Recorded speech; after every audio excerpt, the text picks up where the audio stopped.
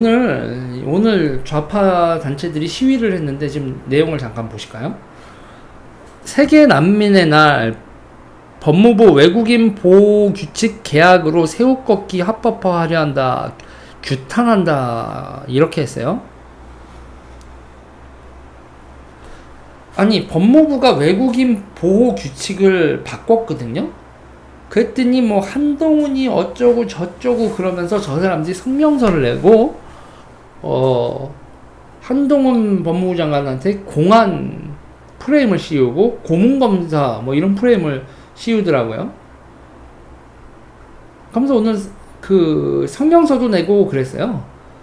성명서도 내고 그랬는데 이제 2022 세계 난민의 날 기자회견 그러면서 가혹행위를 합법화하려는 외국인 보호규칙 졸속 개정안에 대한 공대위 성명서 그러면서 한동훈 법무부의 첫 법무부령은 고문장비 도입 규정인가 이런 식으로 나온단 말이에요. 자, 여기서 이제 몇 가지 디테일하게 설명을 할 게 있습니다.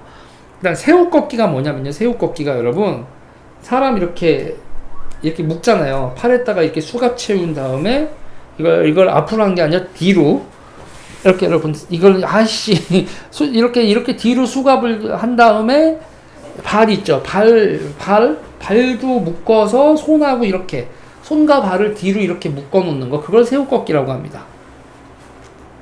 이해가 되시나요? 그걸 새우꺾기라고 해요. 그걸 새우꺾기라고 하는데, 이게 이제, 그 새우꺾기가 이제 요런 걸 새우꺾기라고 이제 사진 하나만 보면, 이거 사진으로 보시면 좀 더 이해가 되실 텐데, 이거를 새우꺾기라고 합니다. 이렇게 생긴 걸 새우꺾기라고 하는데, 그래서 이게 보면 이 내용을 보면, 그러니까 외국인 보호 장비라고 돼 있어요. 기존 보호 장비에서 그러니까 이걸 새우꺾기인데 이 내용을 법무부 이 령을 지금 바꾸는 거 이거를 보니까 수갑 포승 머리 보호 장비인데 그 중에서 포승줄을 삭제했어요.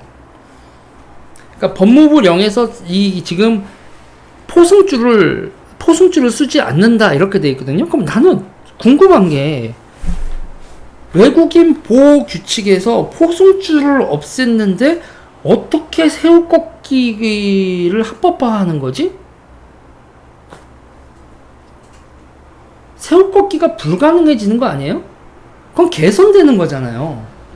그러니까 나는 이게 새우꺾기인데 포승줄을 쓰지 않는다.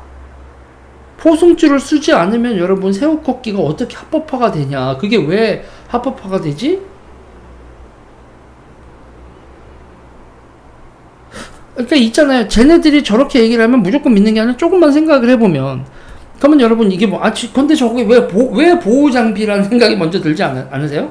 또 이걸 또 찾아봤잖아, 또. 자, 외국인 보호규칙 제43조에 이렇게 돼 있더라고요. 보호 장비는 징계 목적으로 사용할 수 없다. 포승과 수갑은 자해, 도주 또는 폭행의 우려가 있는 보호 외국인에게 사용한다. 그리고 머리 보호 장비는 제지에 불응하거나 고성을 지르거나 자해의 우려가 있는 보호 외국인에게 사용한다. 이래서 보호 장비더라고요. 잠깐만, 이게 왜 보호 장비지? 수갑이나 여러분, 수갑이나 포승줄을 왜 보호 장비라고 하지라고 해서 이 법을 뒤져봤더니 이래서 보호 장비구나. 이렇게 뭐 손목을 그으려고 한다거나 혀를 깨물려고 한다거나 뭐 대가리를 막 벽에다 박는다거나 이런 거를 하는 사람들을 위해서 그걸 못하게 하려고 해서 이걸 보호 장비라고 부르는구나. 일단 보호 장비라고 부르는 이유는. 근데 거기서 지금 뭐를 뺀다? 포승줄을 뺀다. 여기서 포승줄을 빼면 저는 그게 왜 포승줄 빼는 게 왜 더 강화되는 거지? 뭐 예를 들면,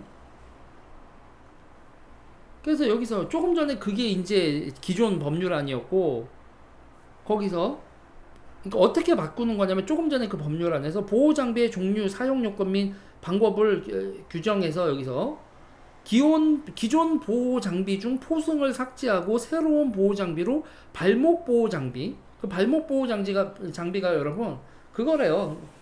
그거 막 사람들이 발길질하고 그러면서 벽에다 발길질하고 발광을 해가지고 그래서 보호대 보호 의자 그래서 너무 난리를 친 사람은 그냥 의자에다가 묶어 놓으려고 보호 의자 포승줄을 빼놓고 발목 보호 장비와 보호대 보호 의자를 추가하는 건데 여기서 발목 보호 장비하고 보호대하고 보호 의자가 어디를 봐서 새우 꺾기에 도움이 의자를 했는데 뭐 의자에다가 이렇게 해서 의자랑 통으로 묶어버리는 거 아니 의자랑 통으로 묶으려고 해도 포승줄이 없는데 어떻게 묶어 포승줄을 뺐는데 포승줄을 빼고 이런 장비들을 도입을 하는 게 어떻게 새우 꺾기를 합법화한다라는 그런 논리적 비약이 가능하지?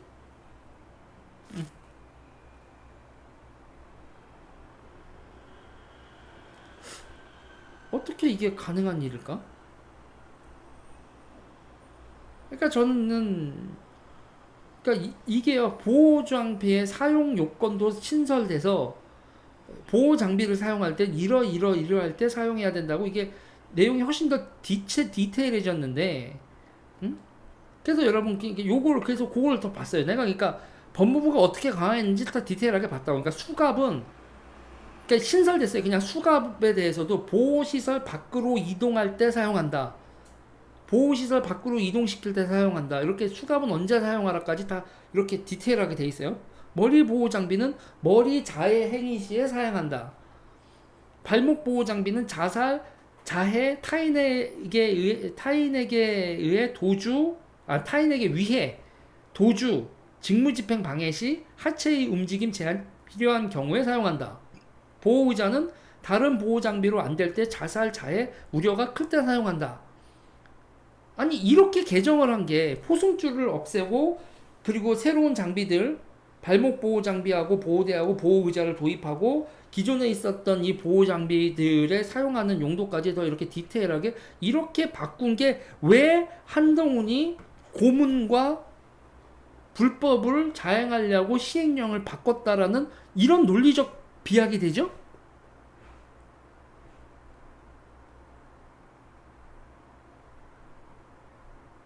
그래서 보호 장비는 고문 장비다 이런 프레임 만들고요.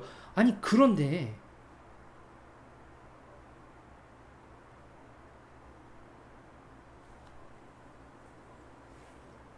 나는 이 사람들의 이 논리적 비약을 이해할 수가 없는 거예요. 새 보호안이 어떻게 고문 장비의 도입과 고문에 합법하냐? 외국인에 대해서 우리나라가 대한민국이 이 개정안이 어딜 봐서 고문하려고 하고 불법을 자행하려고 개정안을 바꿨다는 건지 이게 한겨레도 지금 오늘 보도를 그딴 식으로 내고 있고 지금 얘네들도 이렇게 집회를 하고 있는데 좀 이 사람들이 설득 가능한 얘기만 좀 해줬으면 좋겠어요.